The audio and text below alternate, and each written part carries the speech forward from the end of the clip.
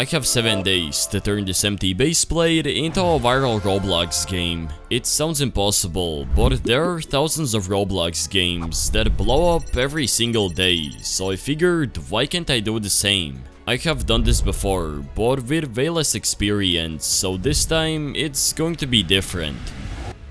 So here we go, it's day 1 and I have to come up with a great idea. I thought about what players like. Usually it's intensity, satisfaction, and most importantly, fun. After some time I got the perfect idea of making a game where you blend items. It meets all the categories, and as far as I know, there isn't anything like this on Roblox. I wasted no time and jumped straight into a new base plate. In 7 days, this might become a viral game. I made the first item, which is going to be an apple. I choose to use the stud style. Once I was done, I wrote my first script, which should make the apple explode into millions of pieces. Well, actually only 5. After 5 seconds, this apple should explode. Oh, it did! Yo, it actually worked. This is pretty cool. I didn't know you could do that. I created the billboard UI that'll display the amount of currency that you're going to get. Then I wrote a script that should play some fancy animations. Okay, so I added some visual effects. Now when the fruit explodes, it plays this nice animation. Also, there are some sound effects, but you can't really hear them. I'm missing the main feature, which is the blender, so I made a quick prototype. Here I will be able to put my system to the test. It was the next day, and luckily I found a studio file that uses hinge constraints, and most importantly, they support physics. I wasted no time and implemented it in my script. However, things didn't go as smoothly as I planned. I just finished setting up the blender, but I realized there's a big problem. As you can see, the blade goes through the parts, which is something that I don't want. I wanted to have real physics, so it's actually fun. Also, I have no clue why this part is still floating. I believe this is a way better approach, since my game is about blending items. Speaking of them, I wrote my next script, which will hold all the item information. Then I scripted this function, which will set up and clone the items. I didn't know this at the time, but I made a crucial mistake. You'll see what I mean later. I made my first UI element, which is going to display the amount of currency you have. I took some inspiration from Build an Island. Their UI looks pretty clean. Okay, I'm finally done with the basics. I got myself an apple and I can just throw it in the blender. Then after 5 seconds, it should explode and give me some currency. There it is. I also added this animation, which turned out pretty good. Of course, there are still some problems, so let me fix that. Well, instead of fixing, I went straight to building. Each item will have another item that you're going to get after blending the initial item. Get what I mean? If you're confused, you'll understand this a little bit later. In the meantime, I created the new UI for gathered items. Once I was done, I wrote a big script that will handle all the data saving and item cloning. I just got done with the offline system, and let me show you how it works. I got myself a couple of apples that I'll throw in the blender, and as you can see, I have to wait 60 seconds until they blend. But I can just leave the game and do that offline. It's been around 20 seconds, and let me join back. As you can see, the time is way shorter. They will blend in around 20 seconds.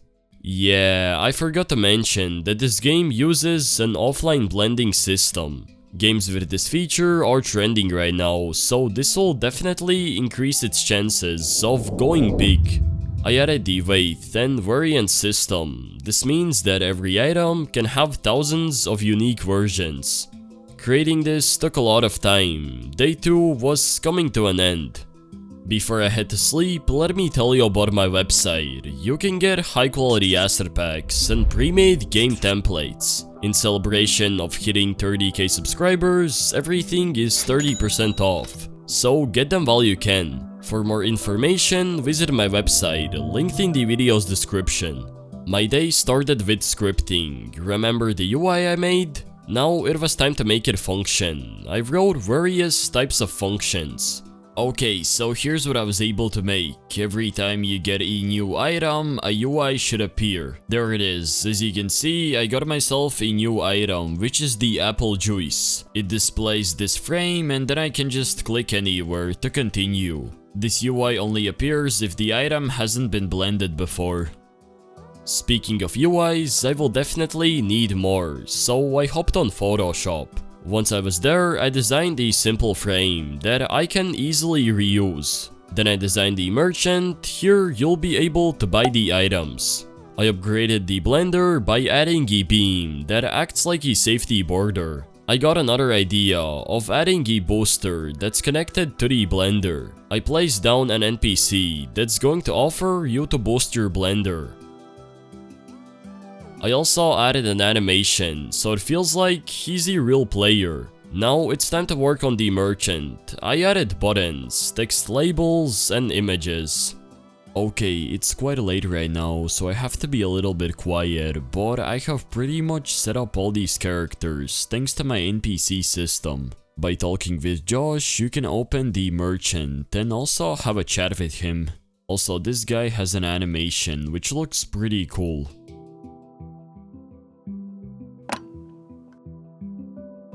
Whoa, it's already day 4. I got straight to scripting the merchant. Every single second, it's going to send information to the client about how much time is left until the next restock. The system will include a lot of other functions. Hopefully, this works. Let me go up to Josh and let's see if he can sell me some apples. Now the merchant is actually working and I should have enough to buy a few apples. Now they're out of stock, but as you can see, I bought some apples and I can use them in the blender. Yo, I just got a rainbow apple juice. This looks really cool.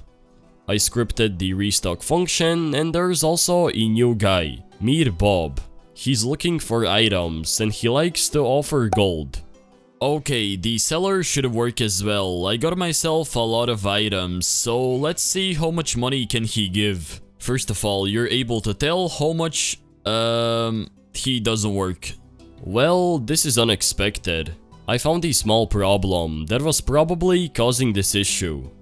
I don't know what on earth Bob is doing here, but he should work now. I got myself a shadow apple juice and let's see how much it's worth. Okay, it's worth around 15 gold, which is actually quite low. Let's see how much this rainbow one is worth.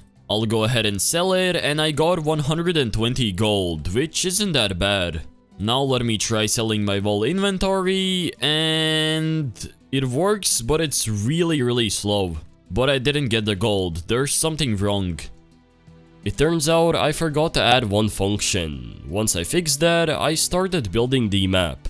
I want to create a big ocean, but there's a problem. The blocks go through the blender, so I used unions to separate them. I faced a lot of problems, like the blender just not working due to these new changes.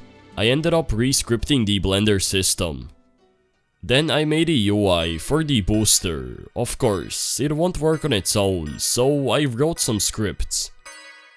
The booster is halfway done, and using your gold you can make your blender faster for 5 minutes, and the good thing is that it stacks. When you go ahead and boost it, there are nice effects, so it should be pretty satisfying. I'm also trying to make this work in a way where you can upgrade other players' blenders. However, as you can see, it's not fully done. It didn't even take my gold away. I created a new function that's going to display the timer. Once it runs out, you will lose your boost. Hopefully this won't break when there will be a server full of people. This totally did not happen. Anyways, I moved on to creating a sign that will allow you to instantly blend all of your items. Scripting this was relatively easy. While testing, I found a big problem. It's lag. But to be fair, I cloned 100 items at the same time. I was sort of able to fix it, but I still lost around 100 FPS. The map is way too plain, so I created some environment assets. Then using stud blocks, I forged mountains and created hills. At the end of day 4, I was able to finish it, and I do have to say, the view is quite nice. Here we go, it's day 5. The first thing that I made was the UI. Let's see if it works. So I'm done with the map and it turned out pretty good. I also added these 3 buttons to skip the pain of walking back and forward. You can easily access all of these areas. I also made small improvements and fixed a lot of bugs. While playing, I noticed that the background music can get annoying. So I'm going to create a settings UI. Here you'll be able to change the sound volume and graphics quality. Now this game has a thing called settings. You can adjust the music's volume and also turn on low graphics mode, which will be useful for mobile players. It pretty much just disables all of the shadows. I'm also in the process of adding a shop. Monetization is important, so I'm going to create an exclusive item pack. Scripting the shop took a bit of time, but I was able to reuse some of my old scripts. After adding animations, there was a problem. Icons were glitching out of the frame, and I couldn't find a fix until I stumbled across canvas groups. The shop should be done. Now let me make a tutorial. They might seem useless, however, they're really important. Games have players in all kinds of ages, so everyone should understand what's happening. This flashy arrow should work for everyone. I created the client-sided script that's going to handle the tutorial. The way it works is that each step requires a module that contains all of the information about a certain step. This tutorial took quite a bit of time to script, but let me prove you that it was worth it. Everything is made in a way where even a 6-year-old could understand what to do. I got an error.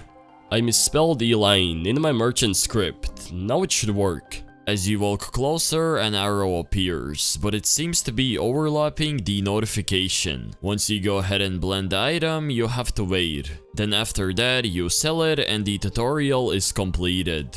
I'm nearly done with the game. I'm just missing the actual items. I spent half of my day crafting new items. I made a bunch of them, including a sports car. For some, I also had to use Blender. Creating a mesh like this in Studio is nearly impossible. For each one of these items, I had to configure them. This is the process that I hate the most. Now that I have some items, I can offer a special deal. The way it's going to work is that a player has 5 minutes to buy this offer before it disappears forever. Even though I have all of these items, I'm missing some for the item pack.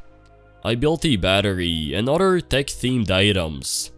I'm done with most of the monetization. You're able to purchase currency packs, spend money on a furor pack which can give you really good items, and also buy this crate. It contains 3 items and the rarest one is this phone. I think this is enough monetization.